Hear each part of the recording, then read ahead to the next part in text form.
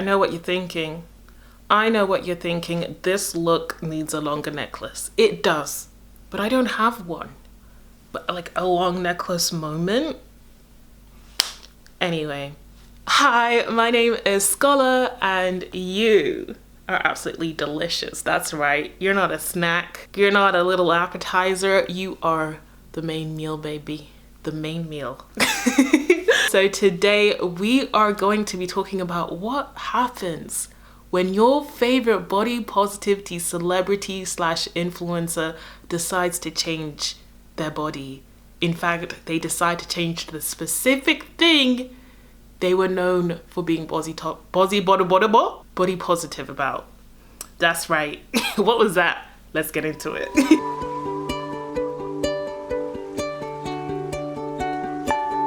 Hi guys, welcome back to my channel. Oh, she's on a roll. If you haven't checked out my last video, which was the first video I did for my little comeback, which was about how the skinny era is back and a little survival guide of how to get through it. Just a little chit chat so that we can just get to know what's going on. Do you know what I mean? But before we get into today's video, right, if you're already like, wow, I just love her energy, I just love her vibe, make sure you click the subscribe button, all right? And make sure whilst you're at it, just a cheeky like and a cheeky comment just to say hello. That's mostly just for me. I need the encouragement. I need a little boost and a pep in my step. I've been doubting myself. Oh, isn't that gross? So I need your help. Anyway, so let's get into what happens when your favorite body positive celebrity or influencer decides to change their body. Now, this is something I've been seeing a lot lately. Now, I don't know if it's something to do with the changing of the trends. I feel like we went through a phase where we all became really aware of beauty standards and how much they affect us personally and how much they leave out so many of us and leave us feeling insecure and ugly and just ugh. But it feels like we're going backwards now, and a good way to measure this is looking at the people we look up to, the people with platforms, the people who draw in large audiences. What are they doing, okay? And why are they doing that? Also, this video doesn't necessarily have a conclusion because this is something I am still thinking about and trying to get to grips with myself and look at what my opinion is on the matter. So I'd love to hear you guys' opinion as well. So basically, should we even care when a body positivity influencer or celebrity decides to change their body, or anybody decides to change their body? Yet like previously they'd spoken about loving themselves and embracing their bodies or embracing something about themselves that might have been perceived as a flaw, but they are championing a movement to feel comfortable with that perceived flaw. So the first person I want to use an example, and I'm not gonna lie, I felt a little bit apprehensive about specifically naming people or calling people out. This is not what this is, by the way. I am not calling people out. It's just what I've observed and commentating on it. Now, this is something I've battled with since I started doing like these more commentary style videos when I started a few years ago, and I'd comment on celebrities, what they were doing with their bodies, etc., etc. It's actually part of the conversation I want to have today, where I'm not sure if it's completely fair to comment and to dissect and analyze a decision somebody has made with their own body, their personal decisions.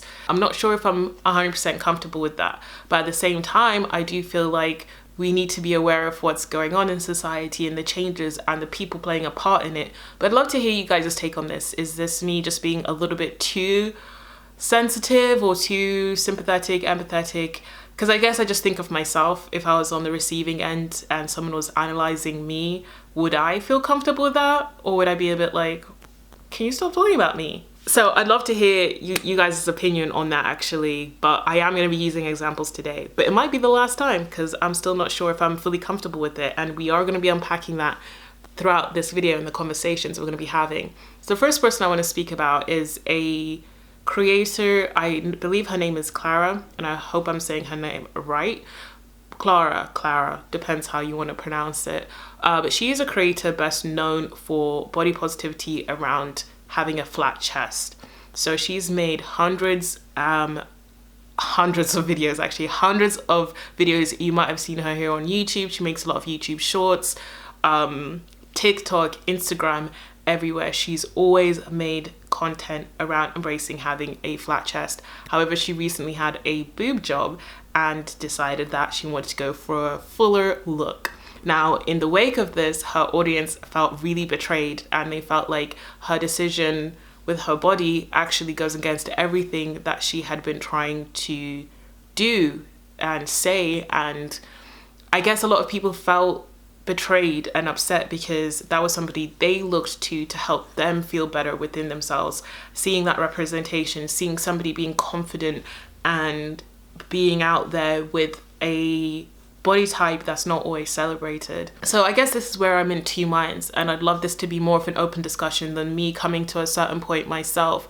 On one side, I can sympathize with the audience because yes, when somebody tells you this thing is beautiful and it's something they are embracing about themselves, and seeing somebody else embracing it helps you embrace yourself in turn, because that's the whole point of representation, right? The more you see people being comfortable and happy within their bodies, a body that you can relate to, you can see yourself in, the more comfortable you feel within ourselves. And as a society as a whole, the more that we are inclusive and we have different body types and stuff like that, you know, the more all of us will feel comfortable and good within ourselves, rather than limiting that to just a distinct few people who feel good within themselves and the rest of us have to feel like we have to change our bodies. So with all of that being said, I can sympathize with the audience, but on the other side, I guess I do have this perspective as somebody who has had a platform for a long time and feels that pressure on a daily basis, basically knowing that the way I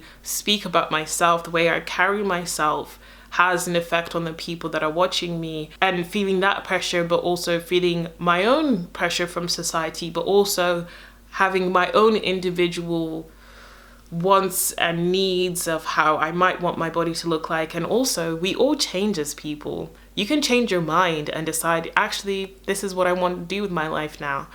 And how do we separate the two, or can you not separate the two at all? So that's where I want to open up this discussion. What do you guys think? Because with this particular creator that I'm speaking of, from my standpoint, I was shocked to see that she'd made this change, just because it was everything that she was about, and she had continuously made this content. And I followed her because I had never seen that representation myself, and as somebody that is very passionate about body positivity in general, I mean, I use the term body positivity loosely. I don't think it fits what we're talking about today or the way it's evolved. Even the way it started, the originators of body positivity is very different from where it is now. But I can't think of any other term to use for what I'm trying to speak about for everybody to understand. So I will be saying body positive. But I obviously followed her because of that, and I thought it was great that she's making that content.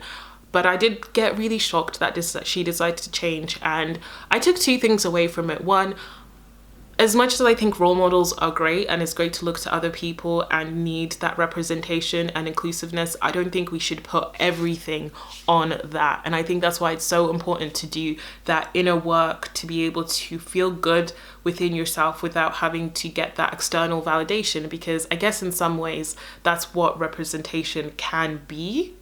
No, not representation, but looking up to a role model, a specific person, can be validation, because you're like, right, I think this person is cool, they're embracing themselves, I'm going to do the same, basically. But however, I don't think we should put everything into that. I do think there should be a balance, and I know that's like obvious, but in reality, so many of us, especially the younger you are, have such heavy insecurities. You do need that support from essentially your community to help uplift you and make you feel better about yourselves. Because at the end of the day, humans aren't meant to have all this inner strength by themselves and have no support from the outside world. Everything is meant to go together, because it's extremely hard to feel good about yourself in a hostile environment. And a lot of the time, that's what beauty standards feel like. It feels like a hostile environment, and to be able to thrive and feel good within yourself in a hostile environment takes a lot. And I don't think we should criticize and look down upon the people who struggle to, because it's not an environment designed for each individual to thrive within themselves. It's just not. And we've gotten to a point where, you know, we put so much emphasis on having resilience and, you know, being able to fight through anything. Can we just stop fighting for a second and just like make life easier for each other? Like, I am sick and tired of this, like, oh, you just have to be strong and resilient. No, it shouldn't be this hard in the first place. It's unnecessary. Like, we already have so many obstacles within our life. These are literal man-made obstacles being put in our life, and that's how I feel about that. But back to the point, I guess I just have a few questions to ask you guys. Like, do you feel like you can get cosmetic surgery and still love yourself? Do you feel like you can make such drastic changes to your body and still love yourself? So the next example I have is a little bit more of a sensitive one. I mean, both are very sensitive within themselves, but there's another TikToker that I had followed. Again, she's in the sort of body positive space, and she had suffered with an ED earlier in her life, and she's recovered from it. And at that point, she became known for her TikToks embracing her body, being more mid-size. Again, I don't like using labels like mid-size, plus size. I don't even know where I fit. Am I mid-size? Am I plus size? Am I average? I don't know. I don't even know, and I'm not sure I care. But for the sake of trying to articulate myself, I will use these labels. So she would be considered a mid-size creator, and she made all these videos embracing her body, overcoming her ED, etc., etc. But now she appears to be a lot smaller, and it seems that she's lost a lot of weight. And again, a lot of people feel deceived by her. They feel like all the content she made wasn't true. It was just a lie. It was just like, you know, whatever. But I don't know, there's this constant, like, once somebody makes it, it no longer needs to cater to a certain demographic or cater to a certain message, and then they can sort of like get wrapped up in the beauty standards. Do you know what I mean? I feel like that's sort of what people view it as. Now, in her case, I can, again, look at both sides. I can understand how the audience may feel betrayed and feel like, you know, she wasn't really about it. She wasn't really about embracing her body. She wasn't really about embracing herself. And now she's, you know, just upholding beauty standards. However, to play devil's advocate, I don't even think it's devil's advocate, it's just something I've observed over the years, is a lot of the time when you're recovering from an ED, you do gain a lot of weight back initially. But over time, as your body gets out of that survival mode, that, you know, storing excess fat because it's been starved for so long, you tend to actually end up dropping the weight and then going back to a different maintenance weight. Does that make sense? So I think it's called like overshoot theory. Also, I saw another YouTuber here actually document her whole process. So if you are interested in this, there is a YouTuber called Stephanie Buttermore. A few years ago, she did a all-in journey. So she identified that she had disordered eating, she had body dysmorphia, etc., etc. And so she went on this journey where she was basically going all in. She ate whatever she wanted. She was still working out and everything like that. So she went on this all-in journey, and she ended up gaining a lot of weight. But over time, she actually ended up dropping a lot of that weight as her body came out of that sort of survival mode and realized everything is safe. I'm actually getting food regularly now. I'm not under constant stress of overtraining as well, because exercising too much can actually put a lot of stress on your body as well and put your body in that sort of like flight or fight sort of response mode. Now, I would simply say if it does affect you that deeply and you feel like this person has betrayed you or you can't relate to someone anymore, I think it's as easy as just moving on. There are so many creators out there that if you feel like this person you once connected with, you don't anymore, that's fine. And I guess this is where I also want to come in and be like, people change. And I've had my own experience of this, from going from a very like health and fitness obsessed teenager to being a young woman navigating adulthood. Health and fitness still is so important to me, and it is still a huge part of my career and a huge part of my life.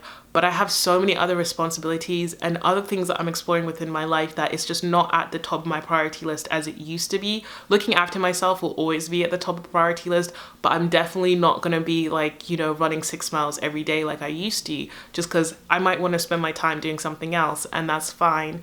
But in doing so, I've gained weight and I don't look like I once did. And initially when I was going through those changes, I did get a little bit of backlash here and there, people commenting like, oh, you've gained weight. I'm like, yeah, because I was training like all day before. Like, you know, I was training clients, I was training myself.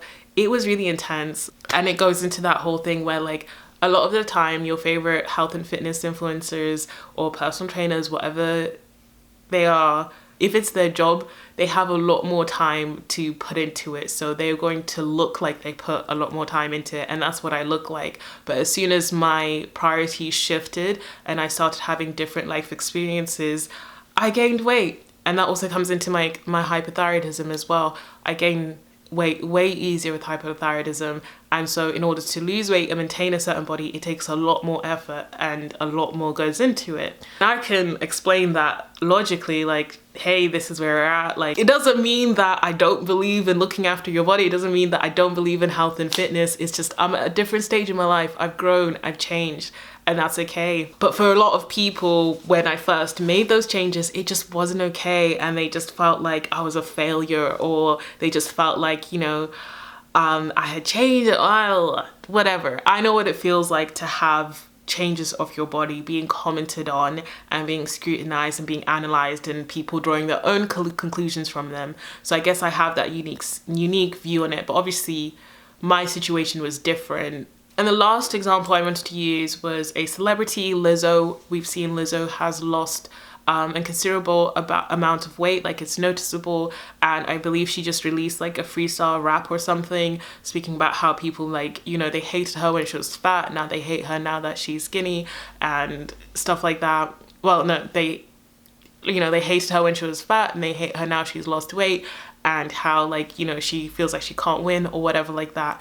And throughout her career, she's actually had like a lot of scrutiny around her weight, and I can only imagine how it's felt for her personally, being told that you know, on one side you have all these people saying you need to lose weight, you're disgusting, blah blah blah, but then on the other side you have people looking up to you being like, I love you, oh my gosh, like you make me feel so much better in my body, and feeling like you don't have ownership over your own body and the decisions and what you might want to do with them. That's the only thing I can say is I feel like sometimes when you become somebody who is representing a body positive movement, you do feel like you lose a certain sense of autonomy with your body, because you feel like you can't make changes just based off what you want. And I think it's natural for everyone to look into like the reasons why. Like, for example, Lizzo, like, she's always very about, you know, feeling good and confident with her body. But one thing I will say maybe we should look at is the fact that, like, maybe it's about just being confident no matter what your body looks like. Maybe we should put less emphasis on the way that we look. And I think that's why I'm so about this and not caring so much about the way that we look in our appearance. And I don't think body positivity should have turned into, like, you know, this thing where we're just so focused on the way that we look, but it's rather about that acceptance. And I think that's the conclusion that I've come to, and it's just like accepting your body wherever it is, well, wherever it is, whatever it looks like. As somebody who knows what it felt like to be bigger, and how I was treated then, and how I was treated so much better once I lost the weight, and how I felt within my body and looked in my body when I was in a smaller body, to now being in the body that I am in now, and how I feel about it and everything like that. One thing I've realized, the most important thing along that whole journey is acceptance, because no matter how much you work on your body, you're still gonna feel like you have insecurities, and you're gonna feel like you have things you want to work on. And it is literally just about acceptance. And I think maybe we need to extend that to the people we look up to as well, just acceptance. Like, I have always looked up to Serena Williams, for example. She is an amazing woman, an amazing athlete, and I loved looking up to her because it wasn't about the way that her body looks, even though her body was fire. It is fire. It was about her athleticism, right? It is about the work she put in. But recently, I felt a sense of disappointment. I'm not sure if I had any right to, because she never, ever positioned herself in this way. It's just me as a small girl looking up to another woman that I could relate to and I felt looked like me. She recently was talking about how, you know, she wants to lose weight and go on a weight loss journey. And it really I couldn't make sense of it, because I was like, you're literally an athlete. You were training all the time. She had like the cleanest like diet, nutrition, all of this stuff, like, as an athlete, but she still didn't feel good within her body. That now that she's no longer an athlete, she's focusing more not she's focusing a lot more, but maybe she can give in more to manipulating her body down to aesthetics rather than athleticism, if that makes sense. And I just found that interesting, that once she was no longer an athlete, that was one of the goals that she had, was to lose weight or to resculpt her body to look a certain way. And so I can relate to people who feel that disappointment when they look up to people, because I did feel that. I was like, wait, I really looked up to you because I loved that for you it was all just about being the most powerful, strong, badass woman on the court, that I did feel a sense of disappointment that it's like, oh, but you still feel like you need to be in a smaller body. But she lives in Hollywood and, you know, she's mates with people who care about this sort of stuff, so you never know. But in that moment, what I realized for myself is, okay, you need to just accept it. Like, it's fine for her to have that view. She served her purpose in my life whilst I needed it to feel that confidence. But now I have that within myself, and I can also look to other people as well. And so I think that is my takeaway. But I feel like I haven't really said anything or come to a point. I just wanted to talk about this because I find the reaction so interesting to when people switch up. And so I just wanted this to be more of an open discussion rather than me having a point to say or a conclusion as such. It was more so just like, what do you guys think about this? Like, I just like having a chat with you guys. But yeah, what do you think about this? What do you think about people, you know, who you once looked up to deciding to make these changes within their body? Because I do worry myself. I mean, I'm nowhere on the level of the people I've spoken about. Like, even where I'm at now, I'm starting to think about, okay, do I want to go through any transformation? Do I want to like really focus on, you know, doing anything with my body at the moment? Like, I'm nearing my 30s and stuff like that. So these are the things at the top of my mind. Of course, my health is at the forefront, but I can't live in this world and not think about the way that I look and how certain training could affect the way that I look, especially as it was such a big part of my life for such a long time. And I'm thinking a lot about, like, if I changed my body now, would what I say hold less weight? You know, if I'm telling you to embrace your body, to love your body, but then you see me change my body, would what I have to say hold less weight? Because Westlake? Did you hear that? Less weight. Because pun intended. Do you get it? It would hold less weight. Would it hold less weight because I've decided to change myself, or would it still be relevant? Hello. Editing Scholar here. Sorry, I don't know why I did that. Anyway, I could not finish this video without mentioning Meghan Trainor. She is one of the celebrities that I would say has really done a 360 on where they were at the beginning of their career. Of course, she released the song All About That Bass, and it was all about, feeling empowered within a body that may not fit like the beauty standards and all of that kind of stuff. And now she has lost a lot of weight, but also she has gone ahead and gotten breast implants. Now, keep in mind, she is a mother. She has 2 children, I believe, or is it 1?